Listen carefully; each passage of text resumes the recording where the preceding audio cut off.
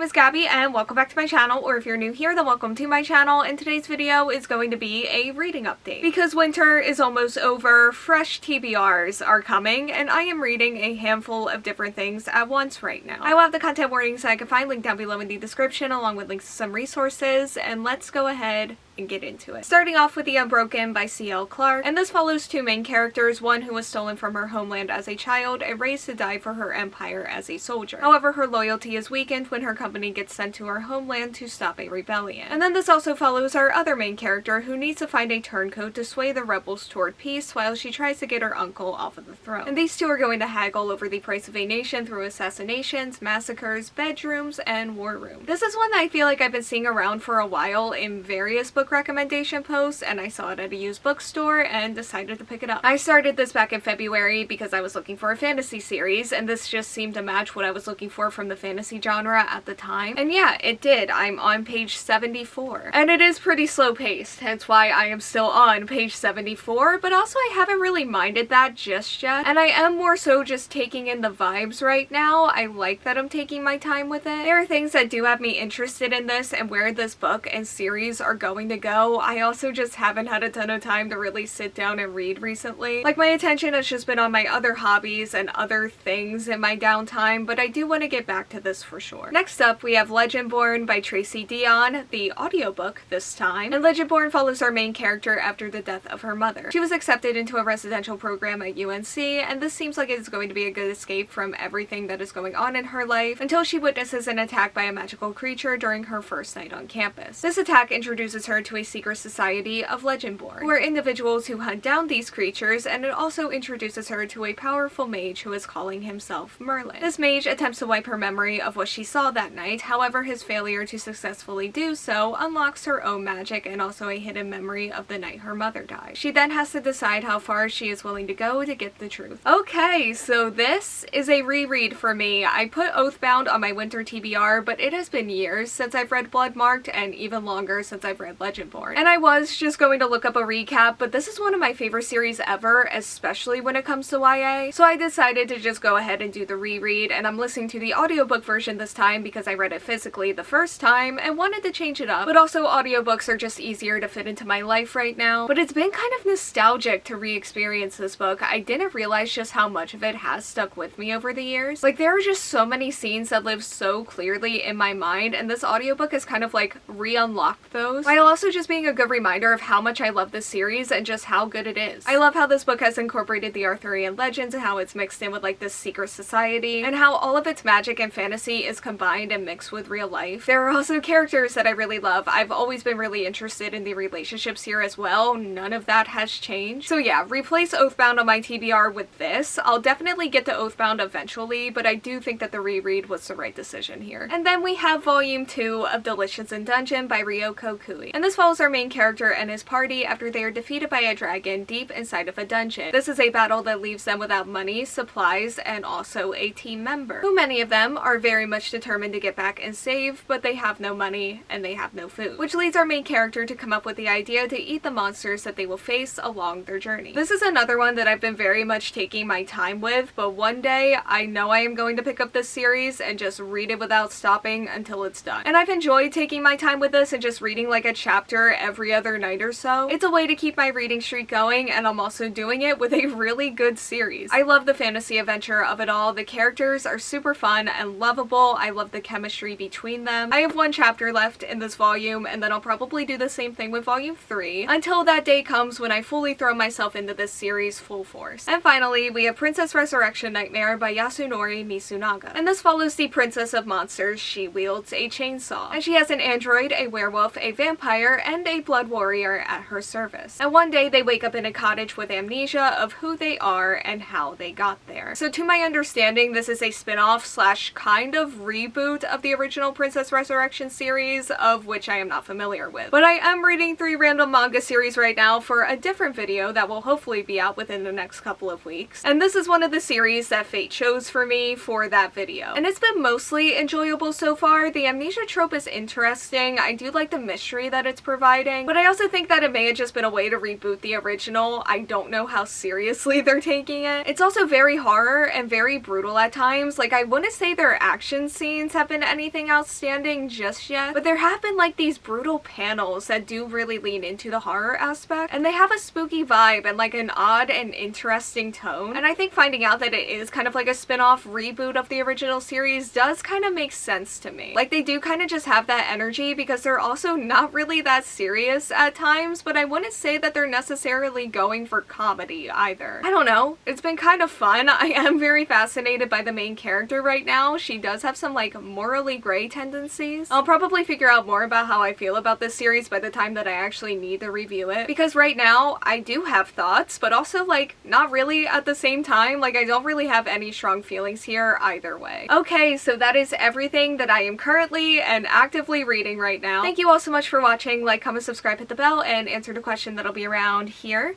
if you want to do that, and hopefully I will see you here next time. Bye.